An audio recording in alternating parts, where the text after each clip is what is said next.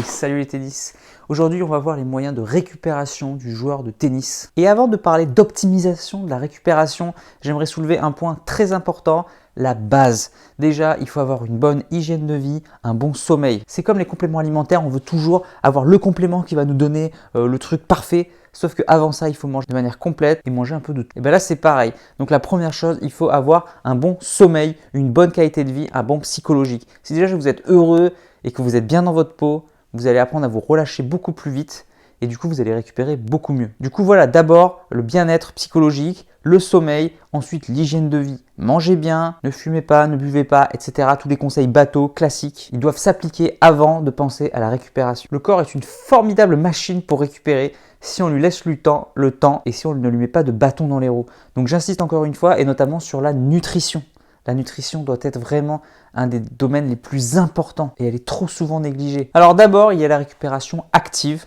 Donc la récupération active, c'est quand par exemple vous faites un footing de 20 minutes après votre match, vous faites du vélo. Donc l'objectif, c'est d'avoir une faible intensité sur une durée assez longue, au moins plus de 20 minutes, avec plus de 10 minutes. L'objectif, c'est de rentrer dans le métabolisme aérobie. Et c'est ce métabolisme qui va vous permettre de récupérer, d'accélérer la récupération. Petite question sur les étirements. Est-ce que les étirements sont utiles à la récupération ou pas?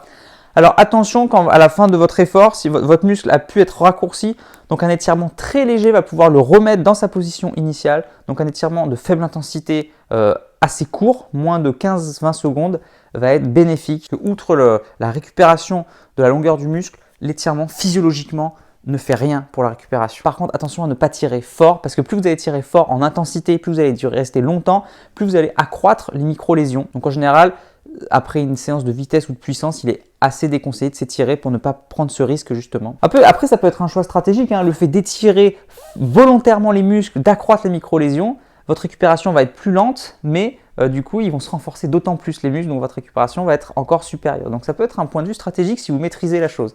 Mais bon, j'ai jamais vu encore, c'est assez compliqué. Un petit point rapide, juste les étirements. On n'en parle pas, mais les étirements ont un bienfait psychologique de bien-être sur le muscle. Donc quand vous allez étirer un muscle, en fait, vous allez diminuer sa sensation de douleur et augmenter votre plaisir. Donc c'est pour ça aussi que les gens adorent s'étirer après un effort intense, parce que le fait de s'étirer, ça fait du bien.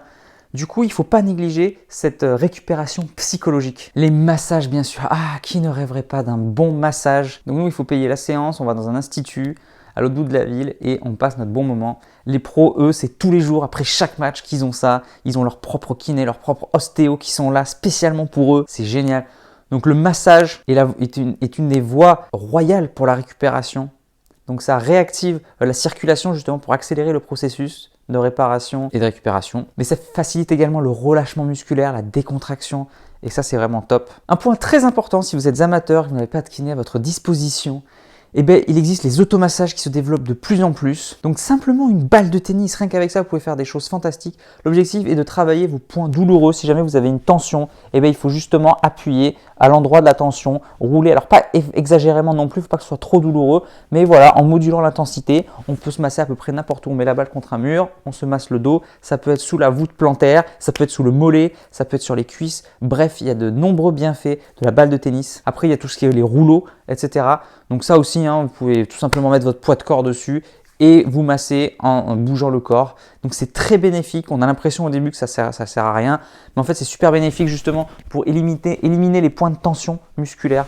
Donc voilà, l'automassage, super. Après, il y a d'autres moyens. Je pense notamment au froid, la cryothérapie, le chaud, on se masse à chaud, etc. Alors, qu'en est-il? Alors là, il faut vraiment un avis d'expert spécifique à votre situation. Surtout si vous êtes joueur de haut niveau. Si vous êtes débutant, bon, ça ne va pas changer grand-chose à votre vie. Moi, je vous donne les principes généraux, mais voilà, chaque situation est unique. Grosso modo, le chaud va accélérer le processus. Donc, c'est pour ça qu'on met du chaud souvent avant un effort, parce que du coup, le fait qu'il soit chaud, eh bien, le muscle va être un rendement un peu plus optimal et il va être beaucoup plus efficace.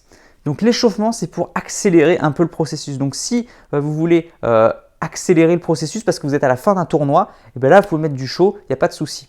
Le froid, grosso modo, va tout bloquer, va tout figer. C'est pour ça qu'on met du froid après une blessure pour éviter la vasodilatation. On veut justement une vasoconstriction et tous les processus sont ralentis. C'est pour ça qu'entre deux matchs ou entre deux efforts, et bien en général on met du froid justement pour ralentir. Pourquoi? Parce que quand on est un petit peu blessé, il y a ce qui se passe, un petit saignement à l'intérieur du muscle, et le fait de mettre du froid va bloquer ce saignement et va bloquer la blessure. Du coup, vous ralentissez le processus de blessure et vous pouvez poursuivre votre effort. Si vous mettez du chaud sur une blessure, en général, le muscle va avoir tendance à accélérer le saignement et du coup, c'est pas du tout bon pour le muscle d'avoir du sang à l'intérieur. Donc, tout ce qui est blessure, courbature, etc., je vous conseille de mettre du froid pour ralentir le processus, surtout si vous êtes entre deux matchs. Si vous êtes à la fin d'une compétition et que vous avez le temps, ben là, du chaud, c'est parfait. Le chaud, ça induit également une relaxation.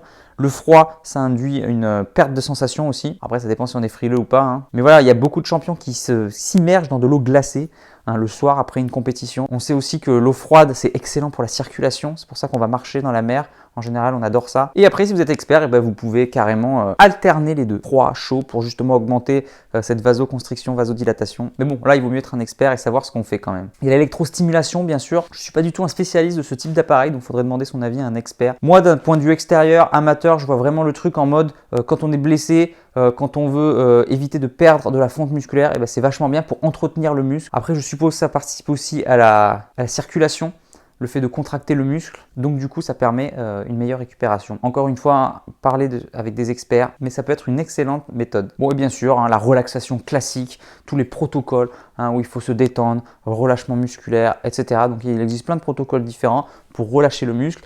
Et effectivement, on sait que plus le muscle va être relâché, plus il va récupérer parce qu'il va dépenser moins d'énergie. Donc ça peut être super efficace aussi pour la récupération. Attention à la relaxation si vous êtes entre deux matchs ou entre deux séries. Là par contre, vous allez refroidir votre température corporelle et c'est pas bon en vue d'une performance. Donc voilà, faites toujours attention à ça. Mais si jamais c'est loin d'une compétition, du coup, vous pouvez le faire à n'importe quel moment pour récupérer, c'est top. Voilà, je vous donne toutes les bases de la récupération, tous les principes généraux. Maintenant, voilà, j'ai oublié d'autres méthodes. Il existe d'autres méthodes alternatives, donc c'est à vous de le mettre dans les commentaires. Tout ce que j'aurais pu oublier, tout ce qui sort de l'ordinaire. On peut parler d'hypnose, on peut parler de luminothérapie, on peut parler de médecine alternative. Je pense à la médecine chinoise notamment, à la réflexologie. Donc à vous de me préciser tout ce que j'ai oublié. Et moi, je vous dis à demain. On verra l'intervention d'un expert, ce sera Hugo de Wolf Movement, que vous avez déjà eu l'occasion de voir sur cette chaîne. Et voilà, on sait que le Wolf Movement est basé vraiment sur la préservation des blessures et justement la récupération, notamment après une blessure. Donc ce sera très intéressant. Allez, je vous dis à demain. N'oubliez pas, allez jouer au tennis, récupérez bien,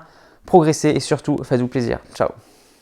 Si vous voulez aller plus loin, je vous propose 2 formations avec 2 experts de la préparation physique. Je vous laisse cliquer sur le lien qui est dans la description pour plus d'informations. Et comme toujours, n'hésitez pas à me soutenir en cliquant sur j'aime et en partageant les vidéos ou à me soutenir sur Tipeee. Merci et à bientôt.